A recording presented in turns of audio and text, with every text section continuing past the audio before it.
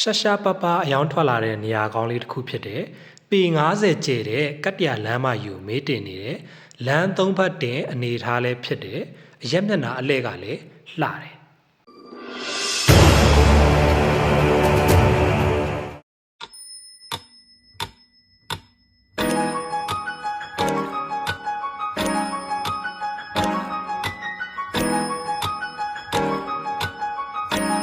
အားလုံးပဲမင်္ဂလာပါခင်ဗျာ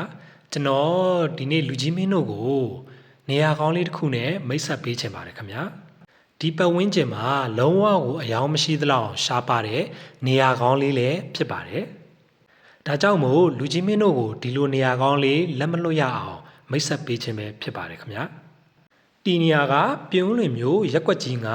နမ်းမြိုင်လမ်းမကြီးကိုမေးတင်နေတဲ့နေရာကောင်းလေးဖြစ်ပါတယ်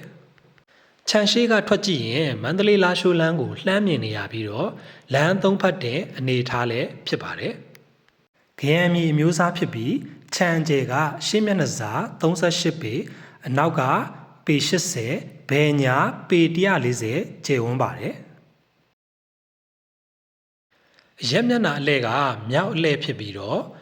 ပတ်ဝန်းကျင်ကောင်းတယ်။သွားရေးလာရေးကလည်းအင်မတန်လွယ်ကူပါတယ်။အခုလိုရှားပါတဲ့နေရာကောင်းလေးမှာနေထိုင်ပါလားစီးပွားရေးလုပ်ငန်းလုပ်ပါလားဒါမှမဟုတ်လို့ရှိရင်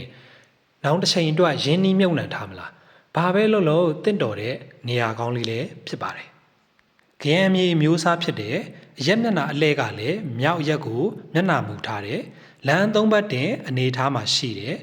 သူ့ရဲ့မျက်နှာစာလမ်းမကြီးကလည်းနမ်းမြိုင်လမ်းမကြီးဖြစ်တယ်ဒီလိုမျိုးရှားပါတဲ့နေရာကောင်းလေးမှာတည်ရှိတဲ့မြေကွက်ကလေးကိုခေါ်ထားတဲ့ဈေးနှုန်းက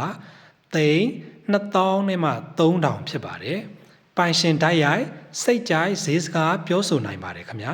။ဒီနေရာလေးကိုစိတ်ဝင်စားတယ်ဆိုရင်ကျွန်တော်ရဲ့ဖုန်းနံပါတ်39663958934339ကိုဆက်သွယ်စုံစမ်းမေးမြန်းနိုင်ပါတယ်။အားလုံးကိုကျေးဇူးတင်ပါတယ်ခင်ဗျာ။